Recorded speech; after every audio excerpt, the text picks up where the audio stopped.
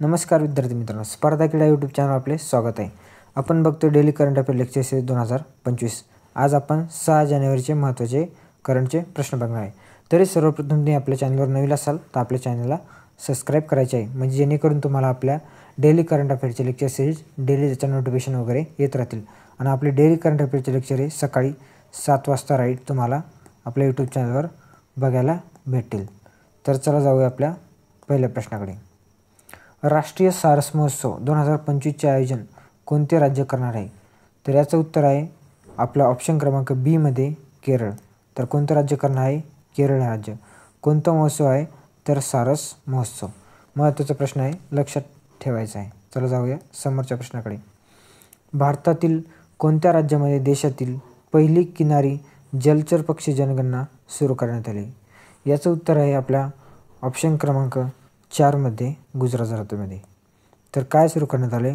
पहिली किनारी जलचर पक्षी जनगणना सुरू करण्यात आली. कोणत्या राज्यामध्ये? तर गुजरात राज्यामध्ये आहे. चला जाऊया समोरच्या प्रश्नाकडे. भारतातील अणु कार्यक्रमाचे शिल्पकार भौतिकशास्त्रज्ञ डॉक्टर आर चिदंबरम यांचे नुकतेच निधन झाले आहे. त्यांना कोणत्या वर्षी पद्मविभूषण पुरस्काराने सन्मानित करण्यात आले? तर कोण आहेत आपले अणु कार्यक्रमाचे शिल्पकार आहेत बघा, ते महत्त्वाचे आहेत. कोण? डॉक्टर आर चिदंबरम यांचे नुकतेच निधन झाले. तर त्यांना कोणत्या वर्षी पद्मविभूषण पुरस्कार सन्मानित करण्यात आले? तर याचं उत्तर आहे आपलं ऑप्शन क्रमांक 4 मध्ये 1999 मध्ये. आणि महत्त्वाचा एक पॉईंट सांगायचं म्हणजे झालं तर त्यांना 1998 मध्ये लोकमान्य टिळक पुरस्कार देखील भेटला आहे. कोणता? लोकमान्य टिळक पुरस्कार. कधी भेटला आहे? तर 1998. आणि पद्मविभूषण पुरस्काराने 1999ला त्यांना सन्मानित करण्यात आले. चला जाऊया आपल्या समोरच्या पॉईंटकडे. आता अमेरिकन संसदेच्या सभापतीपदी कोणाची निवड करण्यात आली आहे? महत्त्वाचा प्रश्न आहे, लक्षात ठेवा. IMP प्रश्न आहे. अमेरिकेच्या संसदेच्या म्हणजे कनिष्ठ सभागृहाच्या सभापती यांची निवड झाली आहे. तर याचं उत्तर काय आपलं ऑप्शन क्रमांक 1 मध्ये मायकल जॉन्सन यांची काय निवड झाली आहे? कशाच्या? अमेरिकेच्या संसदेच्या सभापती. त्यापैकी कनिष्ठ सभागृहाच्या सभापतीपदी त्यांची निवड झाली म्हणजे संसदेच्या. तर कोण आहेत ते? मायकल जॉन्सन आहे. तर त्यांनी यांचा पराभव करून म्हणजे कोणाचा? तर हकीम जेकिस यांचा पराभव करून त्यांची अध्यक्षपदी नियुक्ती झाली आहे. चला जाऊया समोरच्या प्रश्नाकडे. जगातील सर्वात वृद्ध महिला कोणतं? टोमिको इतुका यांचे नुकतेच निधन झाले आहे. त्यांचे वय किती वर्ष आहे? महत्त्वाचा पॉईंट आहे विद्यार्थी मित्रांनो, कारण की वर्ल्ड गिनीज बुकमध्ये रेकॉर्डमध्ये त्यांचं आलं होतं. तर त्यांचे वयाच्या 116 वर्षी त्यांचे निधन झाले. कधी? तर 116 वर्षी निधन झाले म्हणजे त्यांचे वय 116 वर्षी त्या जगलेल्या आहेत. तर गिनीज वर्ल्ड रेकॉर्डनुसार त्या जगातील सर्वात वृद्ध महिला होत्या. कोणत्या? तर ह्या टोमिको इतुका ह्या सगळ्यात वयोवृद्ध महिला होत्या. बघा आता समोरचा प्रश्न. 6 जानेवारी हा पत्रकार दिन म्हणून कोणाच्या स्मरणार्थ साजरा केला जातो? म्हणजे कोणाच्या स्मरणार्थ? तर आपल्या याचं उत्तर आहे विद्यार्थी मित्रांनो ऑप्शन क्रमांक 3. कोण? दर्पणकार. त्यांचं वृत्तपत्र होतं बघा, दर्पण वृत्तपत्र होतं. या त्यांचा जन्मदिवस आणि वृत्तपत्र सुरुवात करायचा दिवस म्हणजे एकच. कोणता? 6 जानेवारी. आणि हाच दिवस हा पत्रकार दिन म्हणून साजरा केला जातो. कोण होतं? त्याचं उत्तर काय आपलं? बाळशास्त्री जांभेकर. चला बघू आता जानेवारी महिन्यातले आपण एकदा दिनविशेष बघून घेऊ. बघा आता 1 जानेवारी काय? जागतिक कुटुंब दिन. आणि 3 जानेवारी काय? तर आंतरराष्ट्रीय मन शरीर आरोग्य दिन. तसेच 4 जानेवारी हा काय? जागतिक ब्रेल दिन. आणि 6 जानेवारी जागतिक युद्धातील अनाथ दिन. 6 जानेवारी पत्रकार दिन. तसेच बाळशास्त्री जांभेकर यांच्या स्मरणार्थ हा कोणता? पत्रकार दिन हा साजरा केला जातो. आपण हा पॉईंट नुकताच बघितला आणि यावाच प्रश्न विचारलेला आपला. 8 जानेवारी हा पृथ्वी परिभ्रमण दिन. तसेच 9 जानेवारी प्रवासी भारतीय दिन. 10 जानेवारी जागतिक हिंदी दिन.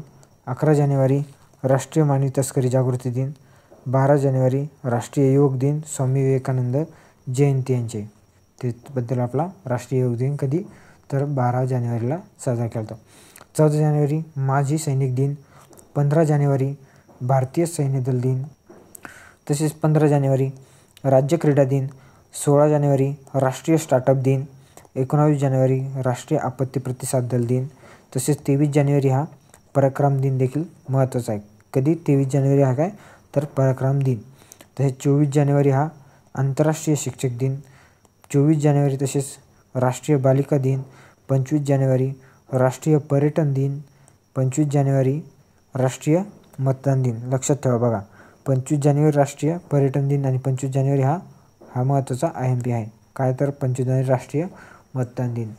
बघा 26 जानेवारी आंतरराष्ट्रीय सीमाशुल्क दिन. तसेच 26 जानेवारी हा आंतरराष्ट्रीय स्वच्छ ऊर्जा दिन. तसेच 27 जानेवारी हा नॅशनल जिओग्राफिकल दिन. 28 जानेवारी माहिती गोपनीयता दिन. तसेच हा 28 जानेवारी भारतीय वृत्तपत्र दिन. 30 जानेवारी जागतिक कुष्ठरोग दिन आणि 31 जानेवारी हा आंतरराष्ट्रीय झेब्रा दिन. हे आहे आपल्या जानेवारी महिन्यातले महत्त्वाचे दिनविशेष, जे की आपल्याला लक्षातच ठेवायचे, कारण की विविध परीक्षामध्ये आपल्याला दिनविशेषावर हमखास प्रश्न विचारले जातात, त्यामुळे हे लक्षातच ठेवायचे. चला जाऊया आपल्या समोरच्या प्रश्नाकडे. बघा आता समोरचा प्रश्न काय. 2 जानेवारी 2025ला जम्मू काश्मीर आणि लडाख थ्रू द एजेस नावाचे पुस्तक कोणी प्रसिद्ध केले आहे? तर विद्यार्थी मित्रांनो, याचं उत्तर आहे ऑप्शन क्रमांक C मध्ये आपले अमित शाह यांनी हे नुकतेच प्रसिद्ध केलं आहे. तर कोणतं? जम्मू काश्मीर आणि लडाख थ्रू द एजेस नावाचे पुस्तक आहे.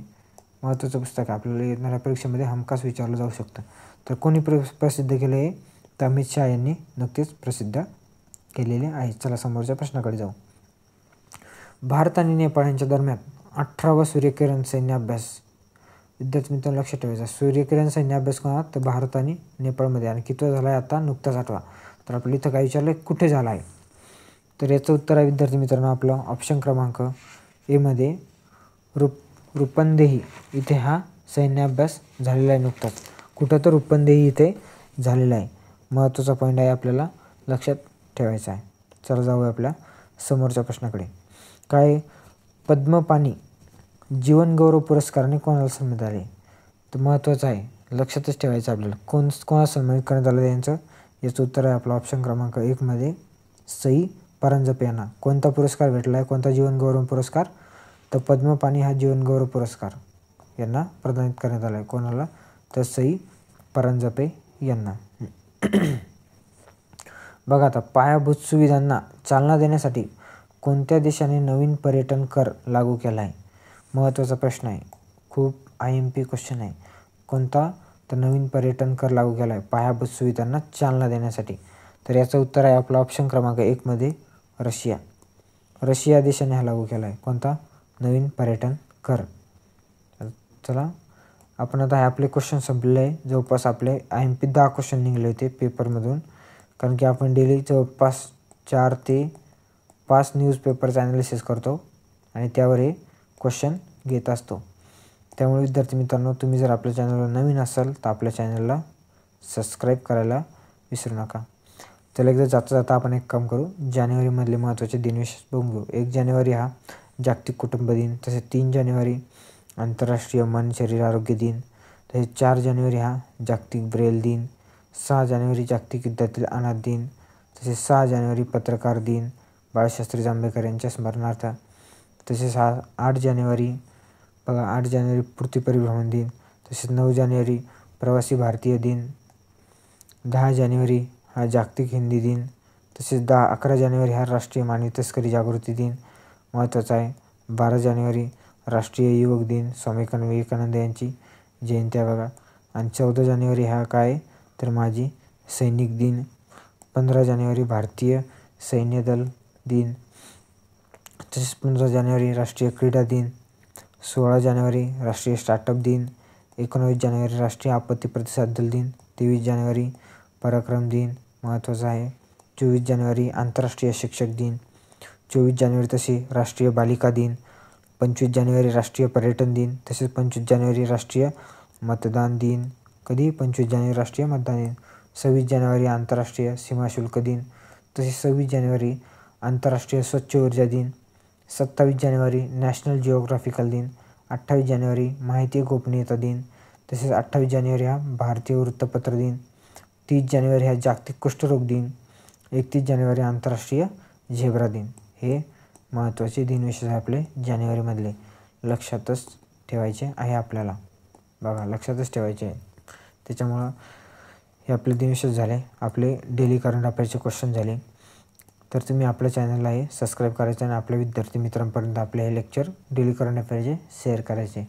चला विद्यार्थी मित्रांनो, थँक्यू. भेटू आपण आता नेक्स्ट लेक्चरमध्ये. तोपर्यंत थँक्यू.